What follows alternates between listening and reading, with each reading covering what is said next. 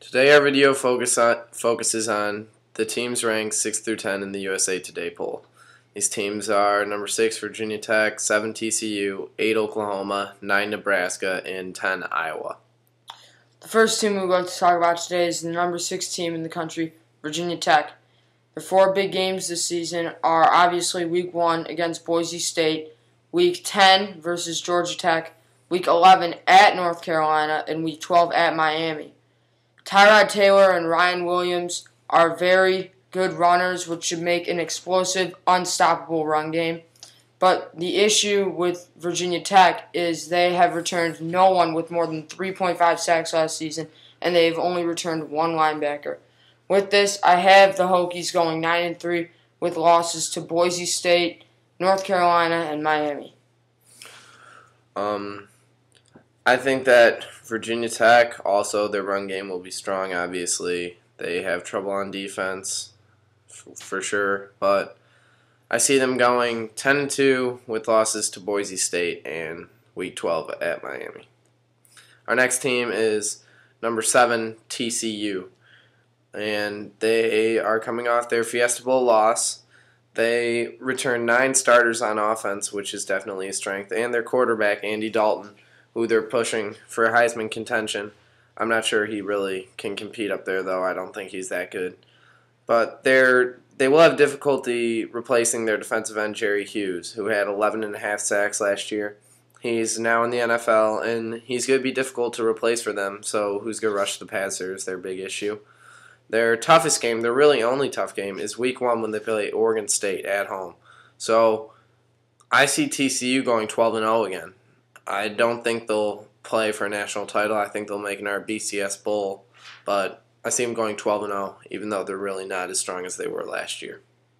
I think that, to your point, Spencer, TCU is not as strong as they were last year. They've declined greatly with the loss of Jerry Hughes, and I think that Week 1 is going to end in a disappointing loss for TCU. The Rogers brothers should take it to them, and I think that that'll be the end of TCU's BCS Bowl bound for this season.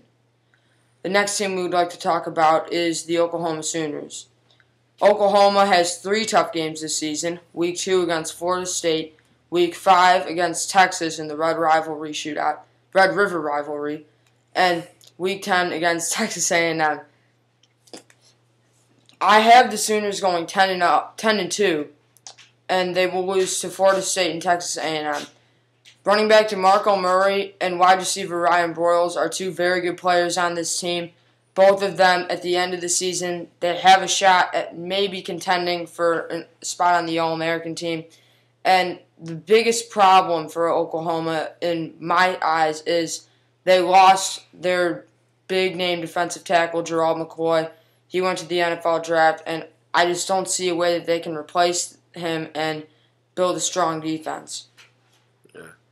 Well, yeah, Oklahoma definitely will have trouble replacing him, being a first-round pick, but I see Oklahoma beating Texas in that game, but I don't think they'll beat Florida State, and I think they'll lose another game along the way. Probably not A&M, but I think they'll face an upset somewhere along there. Last year they got upset by BYU, and you can blame it on the Bradford injury, but I see another upset taking place for them. It'll be somewhere down the road, which sticks me again with them at 10-2. Our next team is number 9, Nebraska. And Nebraska obviously loses the number 2 overall pick, Ndamukong Suh, which is going to be difficult. However, they shouldn't have much trouble replacing him. Their front 4 is still going to be one of the best in the country, and they're still strong at running back. But the biggest problem, even though they return their quarterback, is the consistency at the quarterback position. Zach Lee threw for less than 200 yards in 9 games last year, which is pretty pathetic. So that's going to be a big problem, and he's going to have to get together, or they're going to have to find someone new in order to compete with the big teams that they're playing. Week 7 versus Texas, and Week 12 on the road at Texas A&M. They lose to Texas, I think, and I think they lose to A&M. I think they'll lose to Texas A&M too. So I have them going 10-2, maybe 9-3 if they get upset somewhere along the way. No, I really like Nebraska this season. They always have a good defense. The question is, can their offense produce enough points to keep up with these other teams in the Big 12, like Texas and Texas A&M and Oklahoma. And I really see Nebraska as a good team. They should be able to beat Texas and Texas A&M, but I think they will lose to Texas A&M, and they will go 11-1. Our final team that we will talk about today is the Iowa Hawkeyes. Iowa has 4 big teams that they will be facing this season. The Penn State Nittany Lions in Week 5, Wisconsin in Week 8, Michigan State in Week 9, and Week 12 Ohio State, which should be a huge game for the Hawkeyes. Penn State in these last 2 years has came up against the Hawkeyes looking strong, looking like they could potentially go to the national title, and Iowa's knocked them off. So I see that Penn State's going to want some vengeance, and they could come back and take it to the Hawkeyes. I don't see that happening, though. Wisconsin will be a great game. This could be the first of Big Ten teams colliding, which is really important. We don't want to see any of the bad Big Ten teams facing each other. It just isn't important. And I think Iowa will prevail in that game.